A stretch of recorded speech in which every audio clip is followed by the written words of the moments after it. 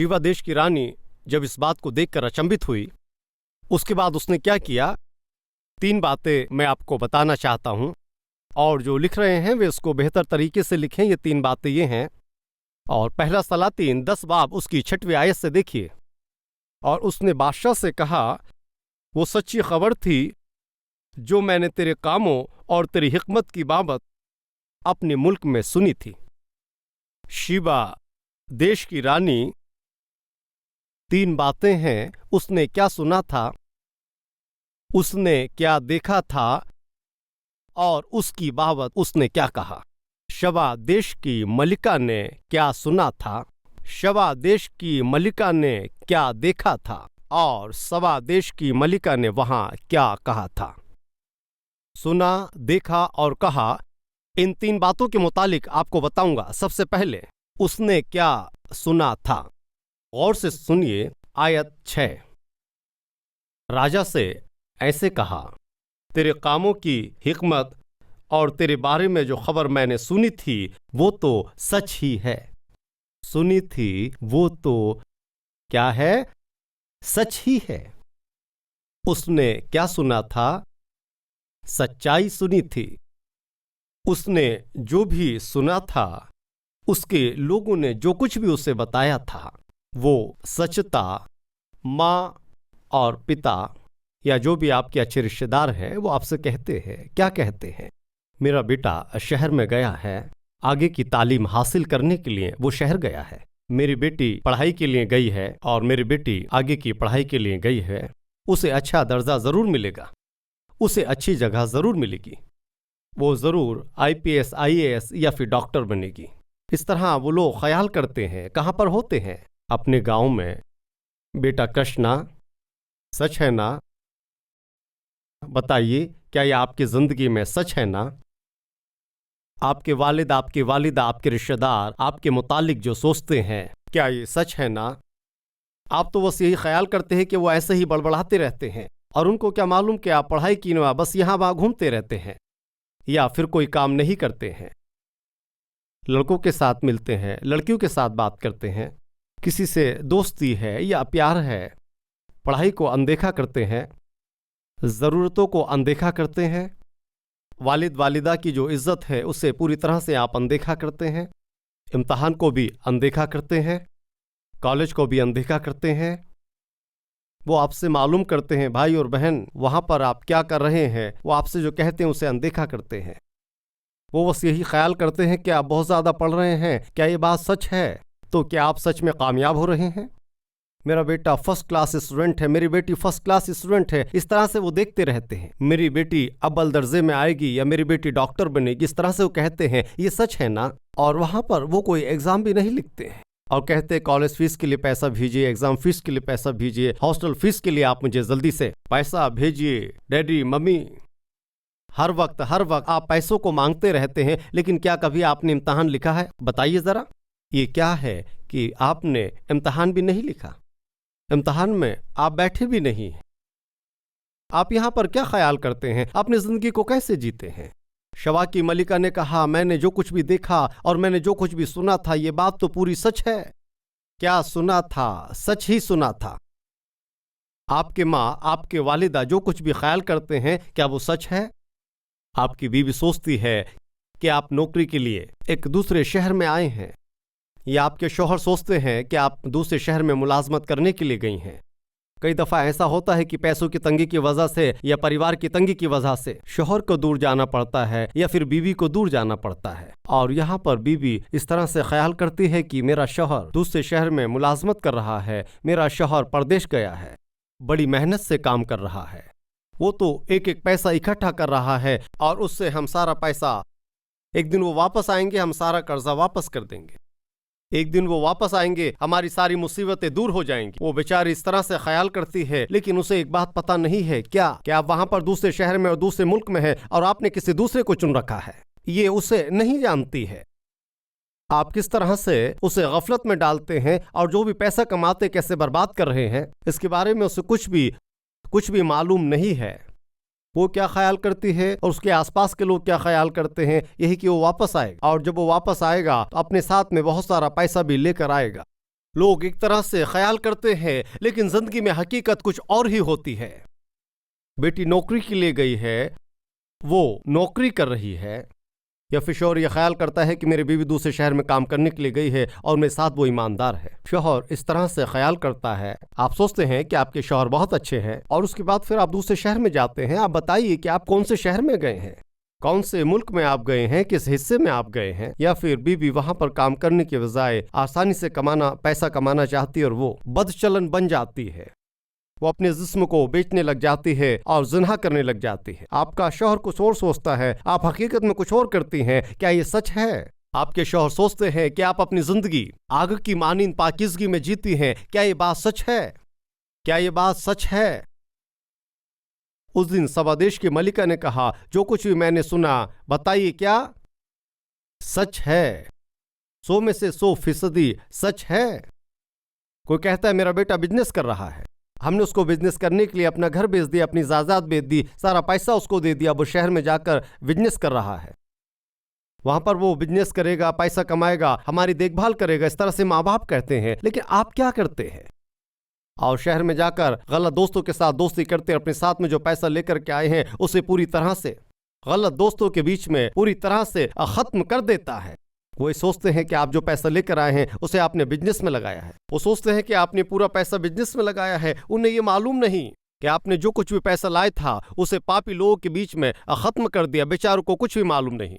वो एक बात सोचते हैं और पड़ोसी भी उसी एक बात को सोचते हैं। लेकिन आप अपनी जिंदगी में हकीकत में किन्हीं दूसरी बातों में जीते हैं। सबसे पहले उसने क्या सुना था? उसने सच ही सुना था। मुझे बताइए, आज आपके बारे में जो भी वो सोचते हैं, क्या वो सच है? जो कुछ भी वो सोच रहे हैं, कि ये बात सच है? अगर ये बात सच नहीं है तो ये तो पूरी तरह से धोखा देना है, धोखाधड़ी है। मेरे भाइयों और बहनों, मैं आपसे मालूम करता हूं, आपके माँ बाप आपके बारे में जो भी सोच रहे हैं, क्या वो सच है? अगर वो सच नहीं है तो आप उन्हें बेवकूफ बना रहे हैं। मेरी बीवी आग की तरह पाक है या मेरा शौहर आग की तरह पाक है, अगर आप ऐसा सोचते हैं, क्या ये बात सच है? अगर नहीं तो फिर ये धोखा देना है। मेरी बीवी काम कर रही है, मेरी बीवी काम करने के लिए दूसरे मुल्क में गई है, क्या ये बात सच है?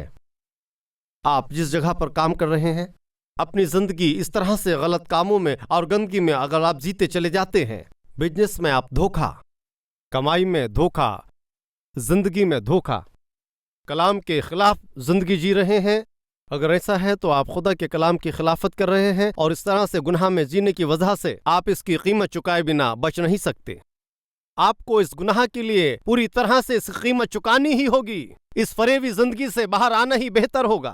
खुदा के नाम से मैं आपसे ऐसे इल्तजा करता हूं, नहीं तो फिर एक दिन इस दौलत में इस तरह की जिंदगी जीने से आपको दुख और परेशानी का सामना करना पड़ेगा ही। इसलिए आज के दिन ही खुदा इसके मुतालिक आपको चेताता है, सच्चाई से अपनी जिंदगी को जिएं। उसने क्या सुना था सुलेमान के बारे में? सही सुना था। वो यहां पर आई, वो यहां पर आ गई, अपनी आंखों से उसने सब देखा। और फिर उसने क्या देखा? जो देखा, चलिए देखते हैं उसने क्या देखा। आयत 4 और 5 में देखिए, जब सबा की मलिका ने सुलेमान की सारी हिकमत, जब शबा की मलिका ने ये देखा कि उसकी हिकमत क्या है और उसके लोग, उसके मुलाजिम किस तरह से उसकी बातों को मानते हैं और खुदावन के घर में जाने के लिए किस तरह से उसने तैयारी की है, ये सब उसने देखा। कलाम बताता है, ये देखकर वो हैरत हो गई। जितना उसने सुना था उससे ज्यादा ही उसने देखा। यही तो खुदा चाहता है। हमारे मुतालिक सल्तनत के लोग जो सुनते जाते हैं, उससे ज्यादा लोगों को हमें देखना चाहिए। लेकिन अमूमन तौर पर जैसे कि ये कहावत है, नाम बड़े, और फिर आगे आप बताइए और देखो तो डब्बा है या नहीं। बहुत ज्यादा बातों को बताते हैं और बढ़ा चढ़ाकर हम बताते जाते हैं। तुम्हारे वालिद क्या करते हैं? मेरे वालिद तो पूरे गांव के प्रेसिडेंट हैं। और फिर जब गांव में जाकर देखते हैं तो वालिद वहां पर धोती पहने हुए खेत में जाते हैं और बहुत मशक्कत करते हैं। मेरी बेटी को पढ़ाना है, मेरे बेटे को पढ़ाना है। अगर सीधी तौर पर देखो तो वहां पर वे बेचारे हड्डी पसली एक करके बेटे को तालीम देने के लिए, बेटी को तालीम देने के लिए वहां पर धूप में मशक्कत करते जाते हैं और बताते हैं कि मेरे वालिद प्रेसिडेंट हैं। ऐसा कहने की क्या जरूरत? मेरे वालिद प्रेसिडेंट हैं, मेरे गांव में बहुत बड़ा बंगला है, मेरा बेटा अमेरिका में है और मेरी वालिदा इंग्लैंड में है। सुनो, वहां पर क्या करते हैं? वो तो बड़े कंपनी में काम करते हैं और उनकी कंपनी की बिल्डिंग जो है वो 30 मंजिल ऊंची है और इस 30 मंजिला बिल्डिंग में हर एक दिन वो हर एक फ्लोर पर जाकर वहां पर अपना काम करते जाते। बैतुल खला साफ करने वाले को हर एक फ्लोर पर जाना पड़ता है ना। मेरा बेटा अमेरिका में होटल में काम करता है, ऐसे कहते जाते हैं। एक दिन अमेरिका देश में मैं अपने दोस्तों के साथ खाने के लिए होटल में गया। खाना खाने के लिए गए थे। जब हम खाना खा रहे थे तो एक बहन आई, वो आकर प्लेट साफ करने लगी और जब वो प्लेट साफ कर रही थी उस बहन ने मुझे पहचाना। भाई, आप सतीश कुमार ही हैं ना? हाँ बहन। और उसके बाद में हमने जो कुछ भी मांगा वो आकर हमें सर्व करने लग गई। खाना मुकम्मल होने के बाद उसने हमसे कहा, यहाँ आपके जान पहचान के लोग होंगे, बड़े बड़े लोगों से, बड़े बड़े खुदा के खादिमों से आपका तारुफ होगा। मैं यहाँ होटल में काम कर रही हूँ, क्या आप कोई काम दिलवा सकते हैं? अगर कोई मुझे काम दे दे तो इससे मेरी बड़ी मदद होगी। लेकिन यहाँ पर देखिए, इस मुल्क में उसके माँ बाप उसके बारे में क्या कहते जाते हैं। मेरी बेटी अमेरिका में है। हाँ, अमेरिका में। हकीकत अलग है, हकीकत अलग है, लेकिन वो सच्चाई नहीं बता रहे हैं। गौर से सुनिए, मेज साफ करना कोई गलत बात नहीं है, लेकिन हम जो भी काम करते हैं वो तो बड़ी इज्जत के साथ करना चाहिए, लेकिन वो बड़ा हो या छोटा उसके मुतालिक बताने का तरीका अलग है। बिना वजह बड़ी बातें कहते हैं। ऐसे बेटी के बारे में बताना गलत है, ऐसे बेटे के बारे में बताना गलत है, दामाद के बारे में बताना गलत है, बहू के बारे में बताना गलत है। परसों आपकी बेटी की शादी हुई, आपका दामाद कैसा है? अरे वो तो बहुत बड़ा है। इस तरह से बढ़ाई मारते हैं, कहते हैं वो बहुत अच्छा है। हर रोज वो आपकी बेटी को पीटता है, क्या एक अच्छी बात है? बाहर तो उसकी बहुत तारीफ करते हैं। हाँ, ये सच है कि हमें घर की इस तरह की बातें बाहर नहीं बतानी चाहिए, लेकिन क्या हकीकत में वैसा ही हो रहा है? वो तो अंदर ही अंदर जिंदगी में घुटती जा रही है। बेटी की जगह बेटी पैदा हुई, अंदर ही अंदर आप उबलते रहते हैं, बाहर कुछ नहीं कह सकते। तो बाहर ऐसी बड़ी बातें करने से क्या फायदा होगा? घर में खाने के लिए अनाज नहीं होता, घर में खाने के लिए कुछ नहीं है, फिर भी जब बाहर जाना हो तो वहां पर बहुत बड़ी दिखावे की बात करते हैं। इसकी वजह क्या है बताइए? और वो दिखावा करते हैं कि हमारे पास बहुत दौलत है और बहुत अच्छी तरह से हम जिंदगी जी रहे हैं। इस तरह के दिखावे से क्या फायदा होता है? जैसे ही वैसे जिंदगी को चलने दें। ऐसे दिखावे की जिंदगी बंद कर दीजिए। अब देख रही है, अपनी आंखों से देख रही है। मेरे भाइयों और बहनों, आपने लोगों से जो कुछ भी कहा हो, जो कुछ भी उन्होंने सुना है, एक ना एक दिन वो उसे अपनी आंखों से देखेंगे। इसे मत भूलिए। हमारी जो जिंदगी है एक दिन वो बाहर दिखे ही। आपने जो कुछ भी झूठ कहा है, जो हकीकत नहीं है, वो तो एक दिन पता चलेगा ही। एक दिन सब लोग इसे अपनी आंखों से देखेंगे। सबा देश की मलिका ने सुलेमान से क्या कहा जानते हैं? मैं खुद अपनी आंखों से इसे देख रही हूं, लेकिन जो कुछ भी मुझे बताया गया था वो तो मैं अभी अपनी आंखों से जो कुछ देख रही हूं उससे आधा भी नहीं है। अब बताइए कौन सी बात बड़ी है? इतना है और उसके बारे में इतना बताना अच्छा है, इतना है और इतना बताना अच्छा है। हकीकी रूप में अगर इतना है तो इतना बताते हैं, और जब वक्त आता है तो पूरी तरह से बेइज्जती हो जाती। बढ़ाकर मत बताइए, अपनी बेइज्जती मत करवाइए। एक बार फिर मैं आपसे सवाल पूछता हूं, उसने जो सुना था वो सच था? उसने आकर अपनी आंखों से देखा, 100 में से 100% सच है, ऐसे उसने कहा। क्या कहा? मैंने अभी जो कुछ भी देखा उसमें से आधा भी अभी मुझे नहीं बताया गया, मुझे आधा भी नहीं बताया गया। तेरी हिकमत को मैं देख रही हूं, काम करने के तरीके को मैं देख रही हूं। तूने बनाए हुए घर को मैं अभी देख रही हूं। आहा, ये सच में कितनी अक्लमंदी का काम किया है। अगर कोई आपके घर में आता है तो आने के बाद वो आपके घर के माहौल को देखते हैं, घर के रूहानी माहौल को वो देख सकते हैं। माँ या बाप होने के नाते आपके बच्चों की परवरिश को देख सकते हैं, बच्चों के बातचीत के तरीके को देखते, बच्चों के सुलूक को वो देखते हैं, आपकी हलीमी देखते, आपकी दुआ की जिंदगी को देखते, आपकी खिदमत और आप किन लोगों के साथ उठते बैठते हैं उन सब को देखते हैं। तो कितने लोग कह सकते हैं हमने आपके बारे में जो सुना, मैंने तो सिर्फ इसे सुना था, अब अपनी आंखों से देखा है। आप लोग सच में बहुत ही अनोखी तरह से जिंदगी जीते हैं। सच में आप जिस खुदा की खिदमत करते हैं वो बहुत कुदूस है। शबा देश की मलिका गैर कौम की थी, वो मसीह खानदान से नहीं थी और ना ही ईसा मसीह पर ईमान रखने वाली थी, लेकिन ये सब कुछ देखने के बाद में वो कहती है, क्या कहती है, तुम्हारी हिकमत तो सामान्य हिकमत नहीं है। ऐसी परवरिश करना ये आम परवरिश नहीं है। मैंने इसे सुना था, अब आंखों से देख रही हूं, सुनने से ज्यादा अपनी आंखों से देख रही हूं। ये अनोखा है। किसी ने कहा किसी मुल्क की जो डॉक्टर है वो तो बहुत ही अक्लमंद है, बहुत ही दानिशमंद इंसान है। उस सूबे में कोई रहने के लिए आया, उन्होंने कहा कि वो ज़हीन है, तो ये कहते हैं हाँ वो ज़हीन है। वो कह रहे थे वो दानिशमंद है। ठीक है, एक दिन इस तरह से देख लेते हैं कि वो कितनी दानिशमंद है। डॉक्टर कितनी ज़हीन है, कैसे दानिशमंद है, कैसे डॉक्टर है, वो क्या है, ये पूछने के लिए गए। डॉक्टर जी, क्या हुआ भाई? कल मैंने इस बात पर गौर किया कि मेरी जो जबान है उसमें कोई जायका नहीं रहा है, क्या आप इलाज करेंगे? हाँ जरूर करूंगा। सुनो नर्स, 11 नंबर के बॉक्स में जो सायरप है उसे जरा लेकर आना, इन्हें एक ढक्कन सायरप पिलाना, ऐसा कहा। तो नर्स ने एक ढक्कन सायरप इन्हें वहां पर पिला दिया। जैसे उनके मुंह में वो एक ढक्कन सायरप उंडेला तो उसे थूक कर उन्होंने कहा ये क्या है? सायरप कह रहे हैं लेकिन आप तो पेट्रोल डाल रहे हैं।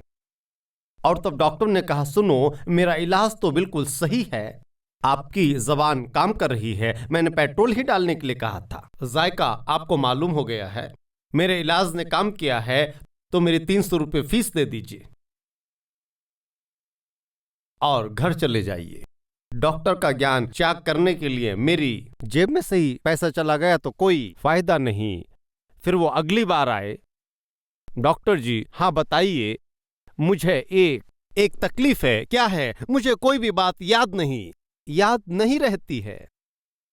सच में आप भूलते जा रहे हैं? हाँ भूलता जा रहा हूं, मुझे कुछ भी याद नहीं रहता है, मैं सब कुछ भूल जाता हूं। क्या आप मेरा इलाज कर सकते हैं? हाँ जरूर कर सकता हूं। सुनो नर्स, 11 नंबर के बॉक्स में एक सायरप है।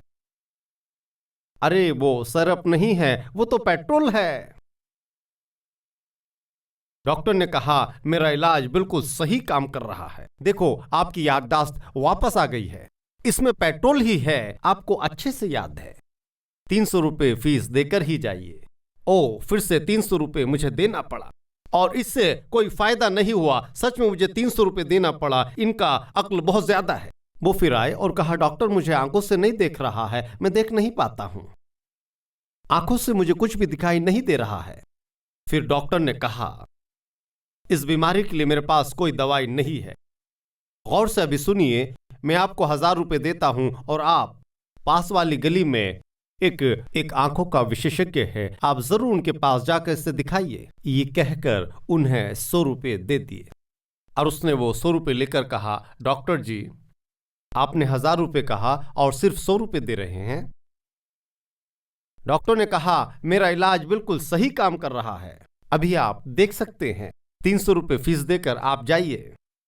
उसने जो कुछ भी सुना था उससे ज्यादा अक्लमंदी डॉक्टर बहुत ज्यादा था। उस दिन शबा देश की मलिका ने सुलेमान के हिकमत के मुतालिक जो कुछ सुना था उससे ज्यादा हिकमत थी।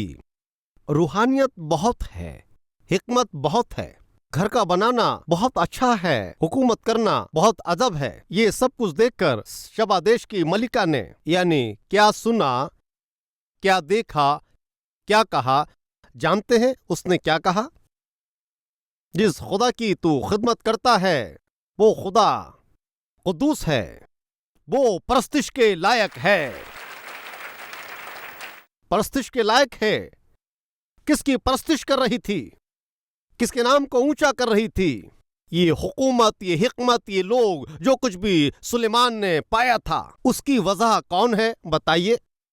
उसने जिंदा खुदा को कबूल किया। देखिए यहां पर उसकी 8 आयत में, खुदाबंद खुदा तेरा खुदा मुबारक है जो तुझसे ऐसा खुशनूद हुआ कि तुझे इस्राएल के तख्त पर बैठाया है। तख्त पर बैठाया। उसने किसकी हमदो सताइश की? जिंदा खुदा की उसने सताइश की है। मेरे भाइयों और बहनों, हमारी जिंदगी को अगर कोई देखता है, जब वो हमारी रूहानियत को देखते हैं, जब वो हमारी मोहब्बत को देखते हैं, जब वो हमारे सच्ची जिंदगी को देखते हैं, जब वो हमारी जिंदगी में भलाई और अच्छाई को देखते हैं, जहां हम काम करते हैं वहां पर हमारी ईमानदारी को देखते हैं, हमारे सच्चे मन को देखते हैं, वहां के लोग देखते हैं कि आप किस तरह से ईमानदारी से काम करते हैं और किस तरह से खरीदार के साथ में हम सुलूक करते हैं। जब हम पढ़ते हैं तो किस तरह पढ़ते हैं, पढ़ाई के वक्त कितनी इज्जत रखते हैं। जब इस तरह से आप खुदा के लिए मोहब्बत रखते हैं तो ये खुदा के नाम को ऊंचा करता है। जब काम मिलता है तो जानते हैं लोग किसका नाम लेंगे? उस जिंदा खुदाबंद खुदा की ताजीम करेंगे। आप आम आदमी नहीं हैं। अगर आप इस तरह की जिंदगी जीते हैं तो जिस खुदा की खिदमत आप करते हैं वो खुदा भी आम नहीं है। हमारा खुदा कादिर है। अगर हम ऐसा कहते हैं तो कितना बेहतर होगा।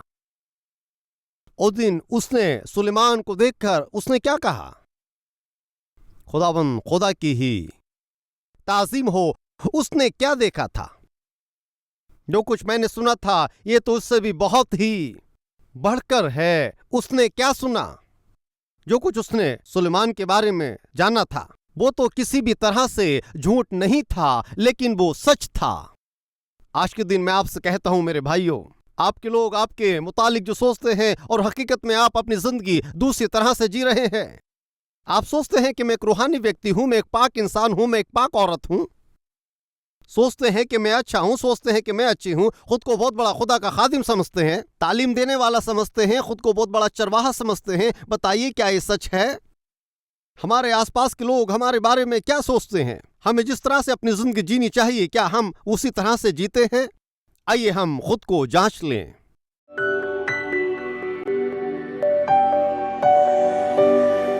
अय खुदाबंद खुदा, आपने बड़ी साफ तरह से हमसे बातें की हैं। शबा देश की मालिका ने जो सुना था वो बिल्कुल सही था। जो लोग हमारे बारे में सुनते हैं वो सच हो, और जो हम कहते हैं, जो हम बताते हैं वो बिल्कुल सही होने पाए, वो हकीकत होने पाए, वो कपट ना हो, ये झूठ ना होने पाए, ये सच्चाई होने पाए। और इसी तरह से हम जिंदगी जीते रहें। जब भी कोई हमें देखने के लिए आए और वो हमें देखकर ये कहने पाए कि जो मैंने सुना था उससे तुम तो बहुत अच्छी जिंदगी जी रहे हो, तुम इतने मजबूत हो गए हो, तुम इतने फलवंत हो गए हो, तुम तो इतने ऊंचे उठ गए हो, हमने ख्याल भी नहीं किया था। ये इस वजह से है कि जिस खुदा की तुम खिदमत करते हो वो ऐसे कहने पाए, वो आपकी हमदो सताइश करे, वो आपकी परस्तिश करे, कि ऐसे रूहानी जिंदगी सभी को मिलने पाए। यीशु के वसीले में शुक्रगुजारी के साथ मांगते हैं, आमीन। हमारा पता Calvary, post box number 30, Kukatpally, Hyderabad 72।